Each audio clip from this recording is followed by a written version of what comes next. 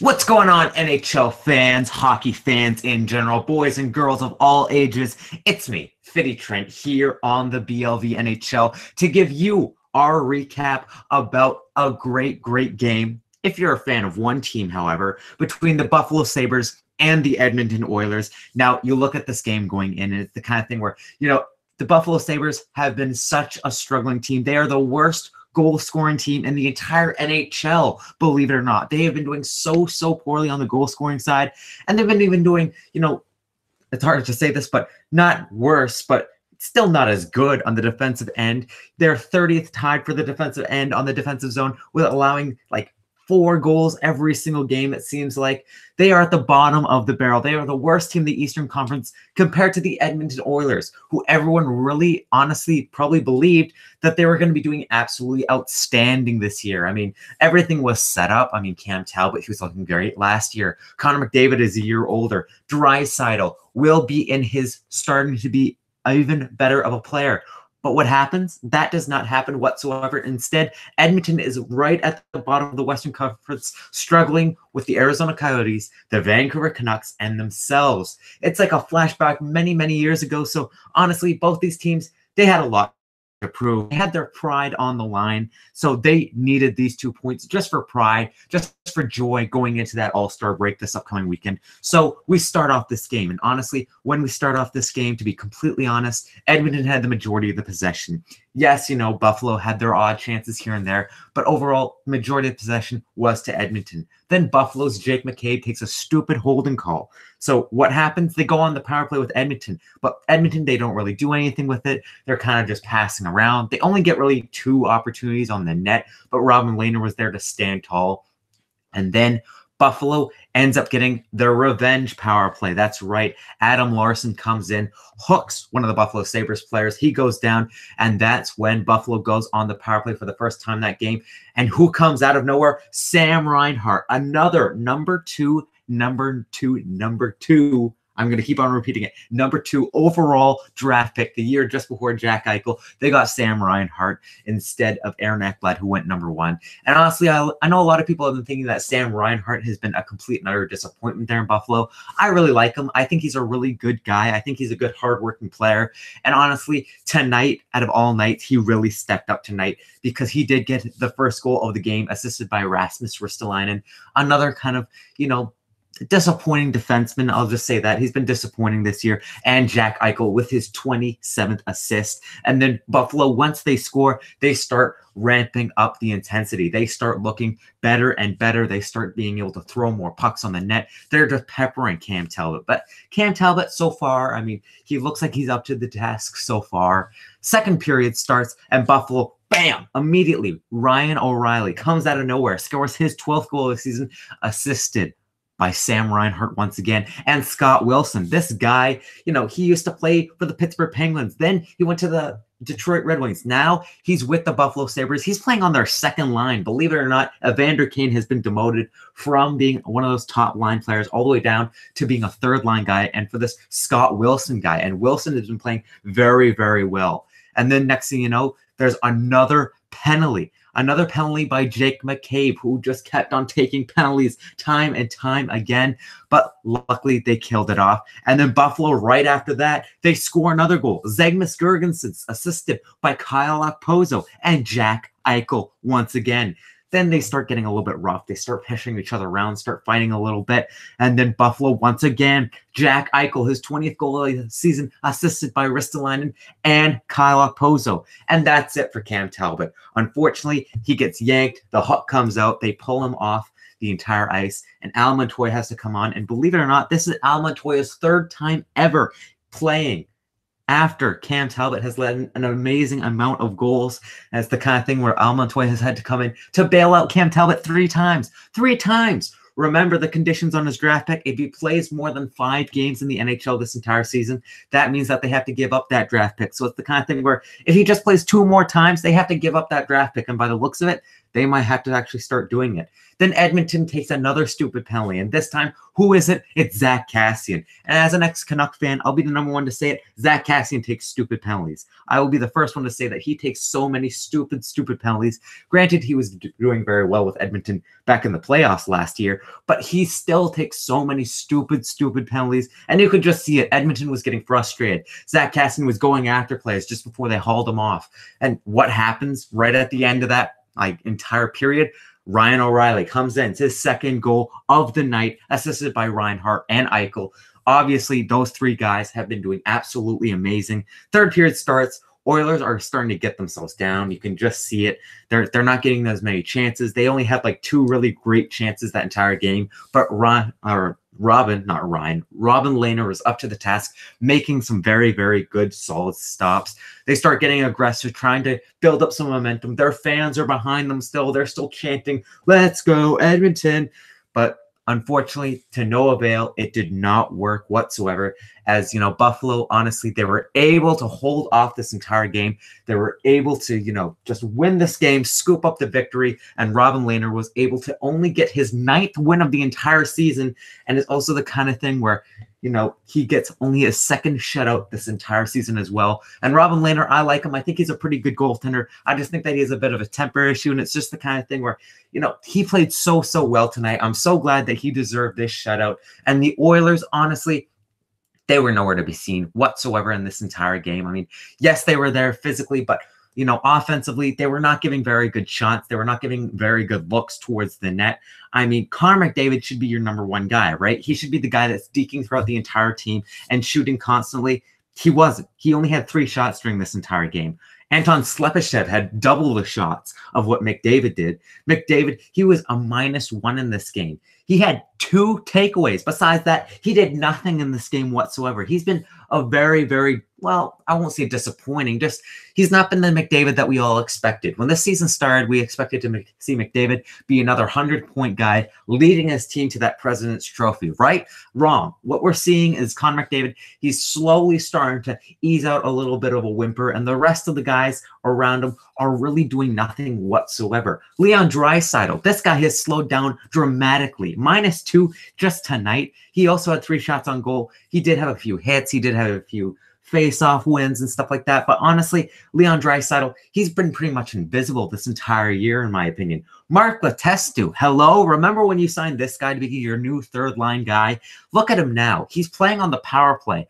Ask Kev Ole. Kev Ole on this channel, he knows that a grinder on the power play doesn't really do any wonders. He suffered with Troy Brouwer on that power play from the very beginning of the year all the way till basically like a month ago. Now you look at the Edmonton Oilers, and it's the kind of thing where they are putting Mark Letestu on the power play. He's not an offensive guy. Don't put him on the power play. What are you doing? His entire time on the power play, do you think he got any shots? Yes, he had 2. But were they good shots? No, not at all. Jesse Puljujarvi, yes, he did a great job against the Vancouver Canucks. That's not wrong. I really like Jesse Puljujarvi. I think he deserved the position that he was drafted. But tonight, he played absolutely terrible. His defense on the Ryan O'Reilly first goal of the entire game for Ryan O'Reilly during the 2nd period, his defense was literally just standing there watching Ryan O'Reilly get in the open, get into the slot, being basically wide open, and he didn't do anything. He stuck out his stick a little bit, but besides that, he didn't do anything. That's not defense. Jesse Puljujarvi, he still needs to have a lot of work in the NHL. Meanwhile, you look at their defense, and their defense, there's still so many holes. I mean, I know that Chris Russell was a great shot blocker last year, and he was a very, very good player for them.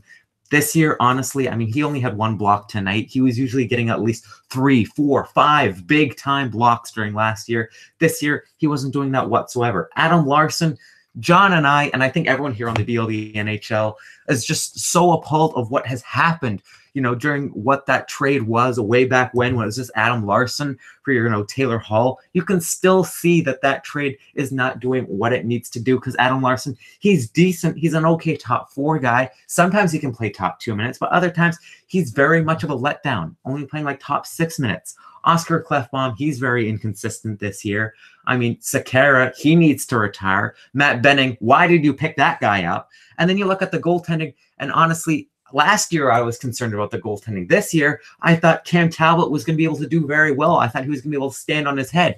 No, he barely has a winning record. And in fact, now that he got pulled, he doesn't have a winning record anymore. I think he's barely 500. If that, it's the kind of thing where he has just been so sad and so poor. And I don't think that Al Montoya, I don't think that he's a bad, backup goaltender, but I think that if Edmonton was serious about doing something good during this year, I mean, I don't really see him doing much. I mean, maybe this is the year that Cam Talbot gets traded, and maybe you get like a prospect goaltender like a Zachary Fucale or something like that. You probably won't be able to get Zachary Fucale because the Montreal Canadiens suck just as much. But it's the kind of thing where maybe it's the kind of guy that you could get. Then you look at the Buffalo Sabres. And as I opened up this video, the Buffalo Sabres are the worst offensive team in the NHL. They're the second worst defensive team in the NHL. But this year, this was the best game that they have played all year. Tonight, hands down, this was the best game, hands down, that they played all year. I mean, granted, Evander Kane, the #1 guy that they're going to be trading away, did he do anything during this game? No. Did Jack Eichel do something during this game? Yes. He scored 4 bloody points. This is the kind of thing that, I really wanted to see. I wanted to see Phil Housley, once he came into Buffalo, he would be able to boost up Jack Eichel. And it's the kind of thing where he's doing it slowly. I don't think many people realize how good Jack Eichel has been this year, but he's arguably been being one of the best younger players in the NHL, in my opinion. It's just he plays for a poor team. He plays with a poor team around him. It's the kind of thing where they have a lot of really old players that aren't doing anything with them, like Jason Pominville, Benoit Pouliot, and players like that.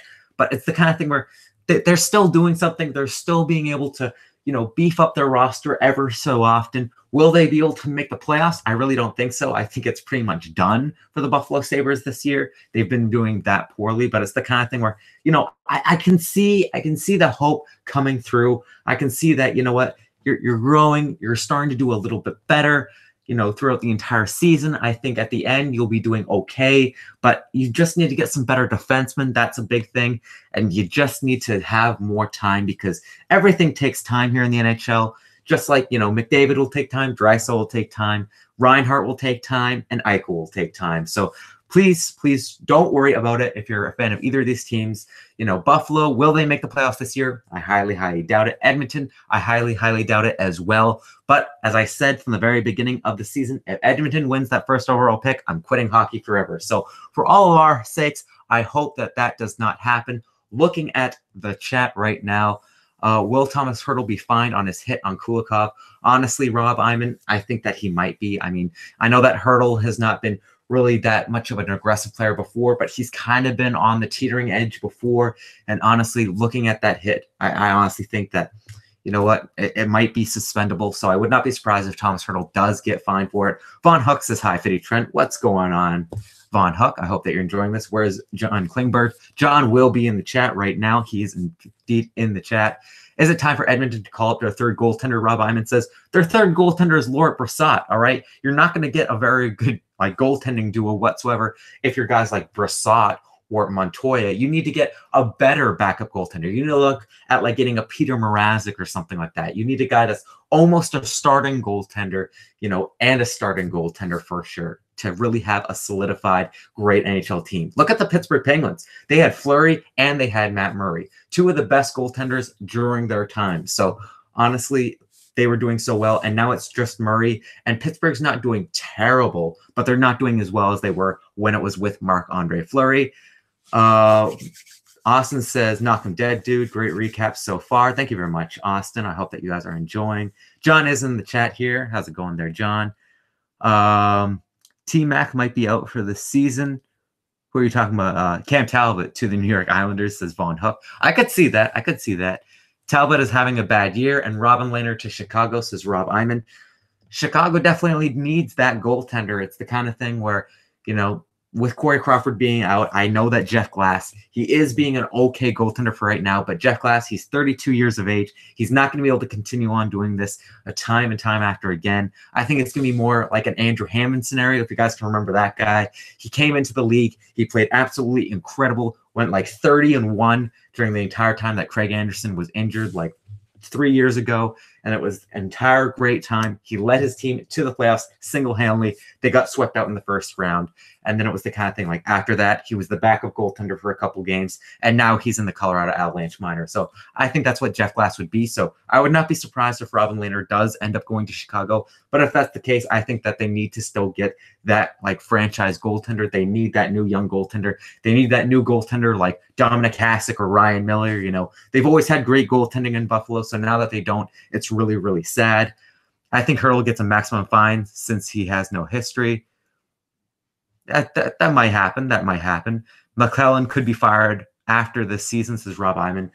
I honestly could see that. I mean, if things do not progress and get a little bit better, I could see Edmonton throwing some moves, you know, when it comes to their coaching staff and things like that. That's the word. They're already starting to hire some more skills guys. Like I know that they hired Paul Coffey not that long ago, a great franchise guy with the Edmonton Oilers.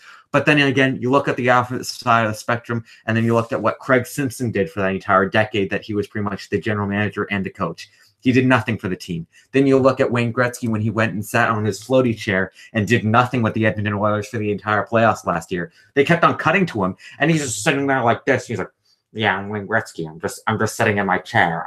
I'm just enjoying the game. Go Edmonton Oilers." And that's the kind of thing where he didn't do anything for them and for the Oilers. So who knows? Maybe Paul Coffey can do something. Maybe they need Grant Fuhr as the goaltending coach. Maybe they need to bring back Mark Messier. As a Canuck fan, we don't want to bring back Mark Messier, but maybe Edmonton does.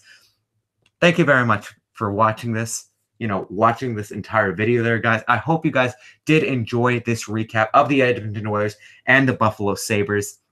And be sure to subscribe here to, it's actually no longer going to be called the BLV NHL. In fact, it is going to be called Hot Take Hockey. That's right, HTH. We are changing the name. It's not because, we're separating from the Bottom Line View. They're still going to be our #1 sister channel. They're still going to be our friends. We love them, but we all know what the Bottom Line View is all about. It's all about that hot takes. So we are going to be called Hot Take Hockey. Here, it'll be me, it'll be John, it will be Austin, and of course, we will have Kev, and maybe even Mitch, maybe even Dilly, maybe even AC, maybe even a few other secret special guests. So if you guys want to see who those secret special guests are, be sure to slap shot that subscribe button and hit that bell notification so you'll be sure to know when we post our videos, so you're the first one to see when we crack out a new video, because we do videos here on the daily. Be sure to hit that like button as well if you did like the video. And if you did not like the video, just leave a comment down below of how you think that we can improve. Or regardless, just leave a comment down below on this video of what you think that we can improve, what we could do better, what we could do differently, because we're always taking fan suggestions. And who knows, maybe you'll become the next music wizard, aka Austin, one of the great franchise potential players that we have here on the BLV NHL. So be sure to subscribe. I hope you guys enjoyed, and peace out, everybody.